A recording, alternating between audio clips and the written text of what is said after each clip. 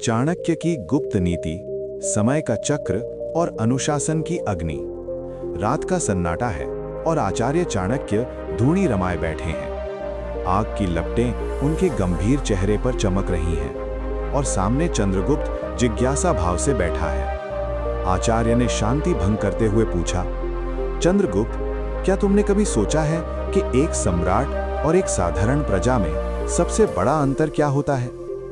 चंद्रगुप्त ने विचार कर उत्तर दिया, गुरुदेव, शायद शक्ति या फिर भाग्य।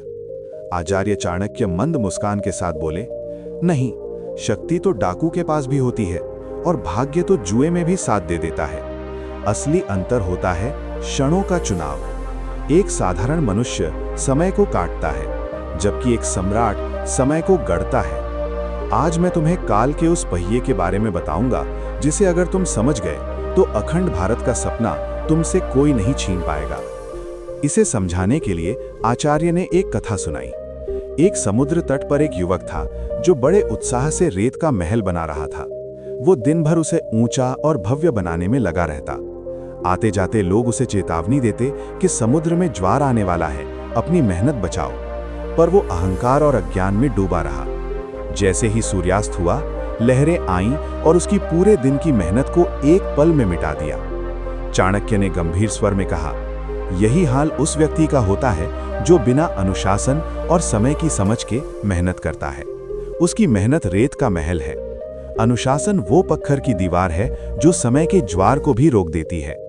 अनुशासन का अर्थ शरीर को कष्ट देना नहीं है चंद्रगुप्त, इसका अर्थ है मन को अपना दास बनाना। आचार्य ने आगे विस्तार से समझाया कि जो सुबह अपनी नींद नहीं जीत सकता, वो शत्रुओं को क्या जीतेगा। उन्होंने आलस्य को जीवित मनुष्य की कब्र बताया और कहा कि जो आज का काम कल पर टालता है, वो विनाश की तैयारी कर रहा है। उन्होंने समय प्रबंधन के 5 कड़े नियम बताए। पहला, सूर्योदय से पूर्व जागना, क्योंकि जब दुनिया सोती है तब योगी और योद्धा अपनी एकाग्रता बढ़ाते हैं। दूसरा, मौन का अनुशासन, क्योंकि व्यर्थ की बातों में ऊर्जा नष्ट होती है। तीसरा, भोजन और विचारों की शुद्धि, क्योंकि भारी भोजन और गंदे विचार अनुशासन के सबसे बड़े शत्रु हैं। चौथा, समय की रक्षा एक कंजूस के स्वर्ण सिक्कों की तरह करना। और पांचवा, हर रात ये चिंतन करना कि क्या आज का दिन सार्थक था। आचार्य ने आधुनिक संदर्भ की ओर संकेत करते हुए कहा कि आज के युग में शत्रु बाहर नहीं बल्कि भीतर है।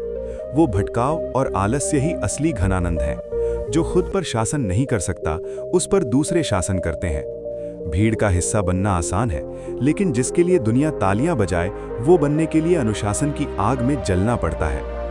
अंत में आचार्य चाणक्य खड़े हुए और उगते सूर्य की ओर देखते हुए बोले, उठो चंद्रगुप्त, अपनी तलवार नहीं, अपना संकल्प उठाओ। समय तुम्हें नष्ट करे, उससे पहले तुम समय को अपने वश में कर लो।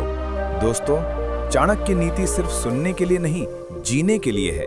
अगर आप आज से अपने जीवन में अनुशासन लाने का संकल्प लेते हैं तो कमेंट बॉक्स में लिखें, मैं सम्राट बनूंगा।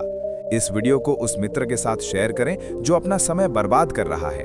सब्सक्राइब करें टाइमलेस माइंडसेट को, क्योंकि यहाँ हम सिर्फ कहानियां नहीं सुनाते, हम नायक गढ़ते हैं। जय हिंद, जय भारत।